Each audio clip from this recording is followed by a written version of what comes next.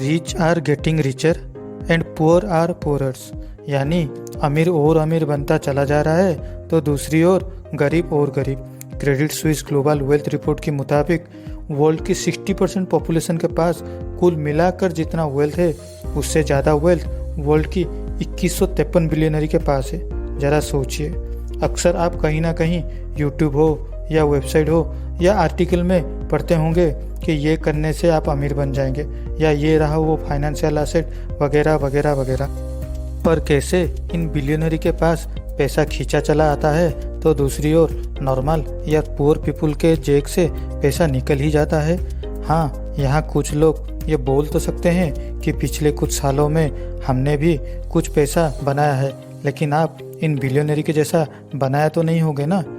अमीर लोग पैसा इन्फ्लेशन रेट से ज़्यादा बनाते हैं तो दूसरी ओर हमारी पैसा इन्फ्लेशन के आगे हार जाती है।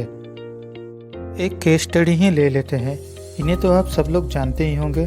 जी हाँ, ये हैं मिस्टर मुकेश अंबानी, जो कि 63 साल के जवान है। हाँ, जवान ही हैं। 2020 जून महीने की इकोनॉमिस्ट टाइम्स के मुताबिक फाइनेंशियल ईयर 2020-21 में मुकेश जी की सैलरी 24 करोड़ पर annum थी। हालांकि कोरोना पैंडेमिक के वजह से उन्होंने 24 करोड़ के बदले 15 करोड़ पर annum लेने की ऐलान भी की थी। ये salary mister Mukesh ji 2008-9 financial year से ले रहे हैं।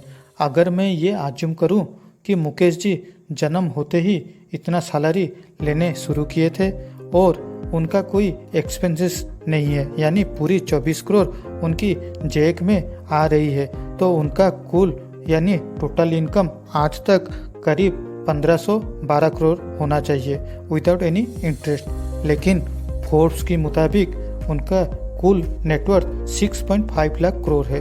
अब ये भी कुछ लोग बोलेंगे कि उनके पिताजी से मिले होंगे, तो यहाँ पर भी मैं आज्यूम कर लेता हूँ कि 2005 में जब रिलायंस ग्रुप का बंटवारा हुआ था तो मुकेश जी को 1 लाख करोड़ की एसेट मिली थी, फिर भी 5 लाख करोड़ का डिफरेंस है। मैं तो मैथमेटिक्स में कमज़ोर हूँ, तो आप ही बता लीजिए। और ऐसा सिर्फ मुकेश जी के साथ नहीं हुआ है, ऐसा सारे बिलियनरी के साथ होता रहा है।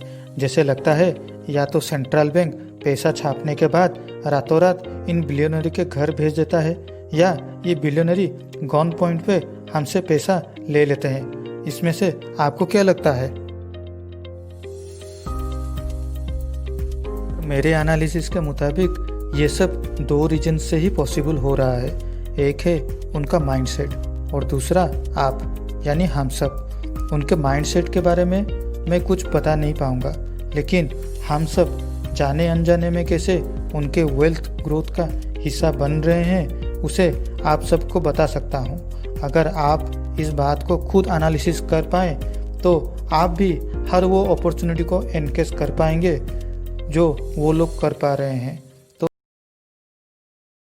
पहले कुछ बेसिक नॉलेज जान लेते हैं। हमारे इकोनॉमी में जितने भी एम्प्लॉयर हैं, अगर उनका कैटेगराइज किया जाए तो पहले में जितने सारे कंपनी हैं, चाहे वो प्राइवेट हो या लिमिटेड, इंक्लूडिंग ट्रस्ट। दूसरे में banks and non banking financial services.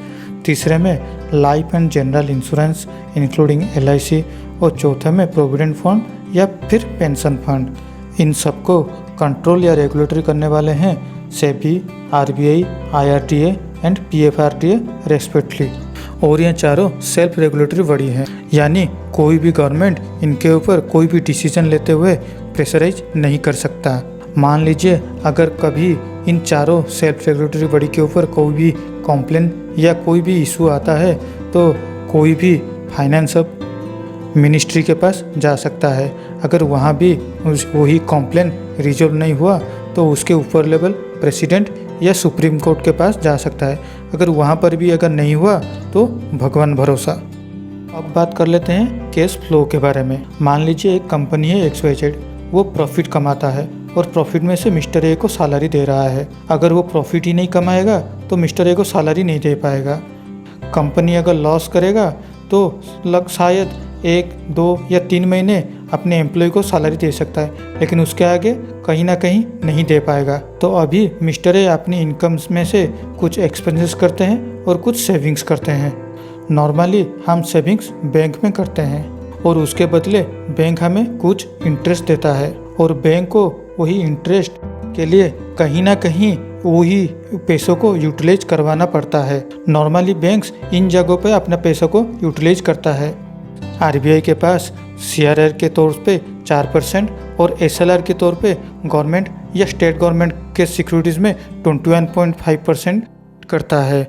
ये आरबीआई की गाइडलाइन की तरफ होता है और आरबीआई हर बार अपनी मॉनेटरी पॉलिसी में ये चेंजेस लाता रहता है। शायद आप जब ये वीडियो देख रहे हैं तो ये परसेंटेज कुछ ऊपर नीचे हो सकता है और बाकी पैसों को इंडिविजुअल लोन जैसे कि home loan, car loan, personal loan, educational loan के तौर से लोन डिस्ट्रीब्यूट करता है।